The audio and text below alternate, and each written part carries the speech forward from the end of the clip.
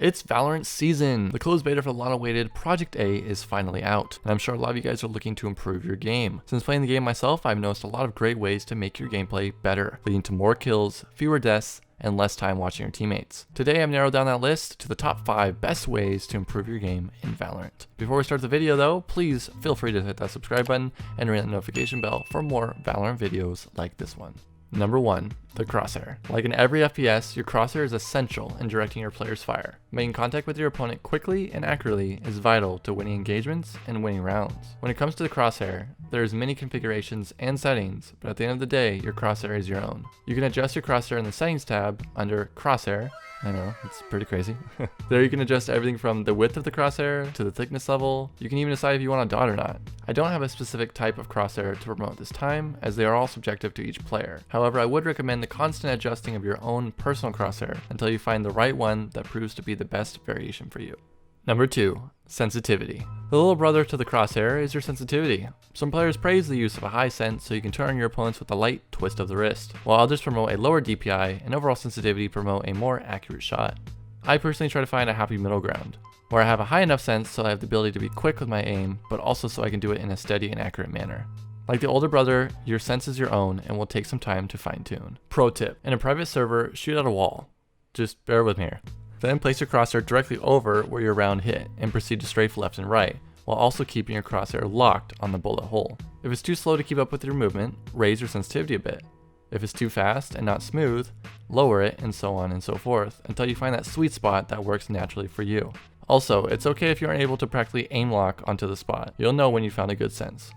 Number 3. Spray patterns. Now, much like other titles such as the popular FPS Counter-Strike, there are spray patterns implemented into Valorant as well. Being someone who's logged in thousands of hours of game time into CS, I can say the spray patterns of Valorant are not as complex as the game, but they do provide a huge edge if you can learn them and learn them well. For instance, the Vandal, which many has deemed the AK of the game, has a lot of upwards recoil when firing in full auto. It also continues that recoil when firing quickly in semi-auto. If you don't give your gun time to rest, the bullets will continue to move upwards, most likely away from your opponent's character, resulting in your demise. We don't want that. If you guys would like an in-depth review of each of the weapons and the spray patterns that go along with them, please drop me a comment below and I'll look into that. Every weapon in the game that has a full auto function lifts vertically during your spray. So if you want to keep your bullets flying, but flying straight to where you want them, be sure to pull down your mouse for better spray control. I'd recommend going into a private server such as the practice server to help you grasp a better understanding of how each weapon fires. Number 4. Warm-ups. You ever get on your favorite FPS and you can't seem to get into that same groove you were in the night before? Maybe your shot is not as accurate, or your reaction time is lower than usual, or you're simply not playing at the level you know you're capable of. While putting aside factors outside of the game, such as proper sleep, exercise, and eating habits, you may just need to warm up. Yes, I know, for many of us casual gamers, warming up is just taking away from the valuable game time, right? Maybe, but for those who wish to truly improve at their game, this is a vital step, and here's why. Your brain is an amazing thing. So much goes on in something that only weighs about 3 pounds. Every decision we make and every action we take first comes from our brain. When it comes to gaming, our body needs time to fully synchronize itself to the game. For some people this may take more time than others, but everyone has a, as I like to call it, buffer period.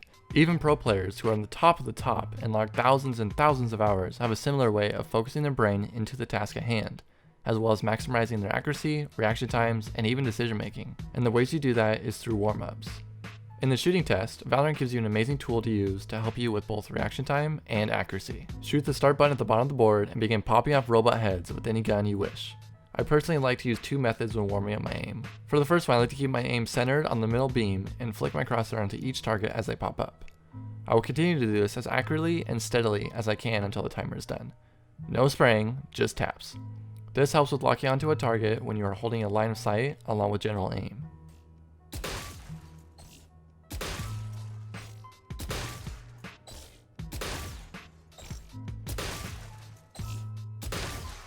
Secondly, I will do a different variation of this and place my crosshair onto each target as they appear and only move my crosshair to the next target as they appear. This helps with target transfer during the in-game play. I usually spend about 10 minutes total on each of these.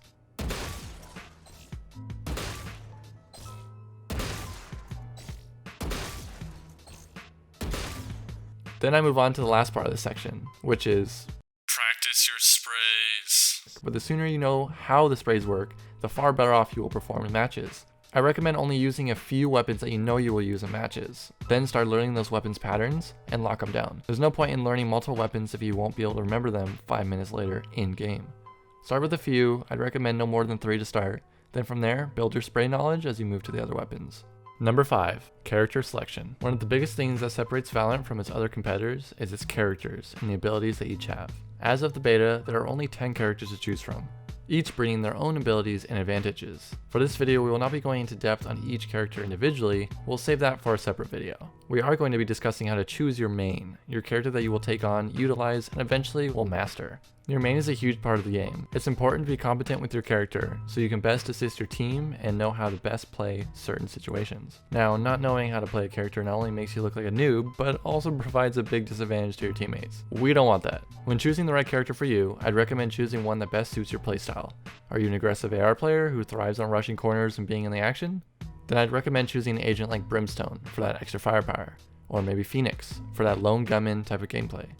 Or maybe you're not into that and you're more of a support player. If that's the case, then I'd recommend Sage for more of a defensive support role. Her ability to heal her teammates and slow down enemy pushes makes her a great choice for any support player. At the end of it all, there are many characters to choose from and many to master, but only one that best fits you and your natural playstyle. And that about wraps it up, guys. I hope this instructional video was helpful. If you would like to see more of these videos, or would like me to dive in deeper to any of the topics listed in this video, feel free to let me know in the comments. Until then, have fun, and I'll see you on Valorant.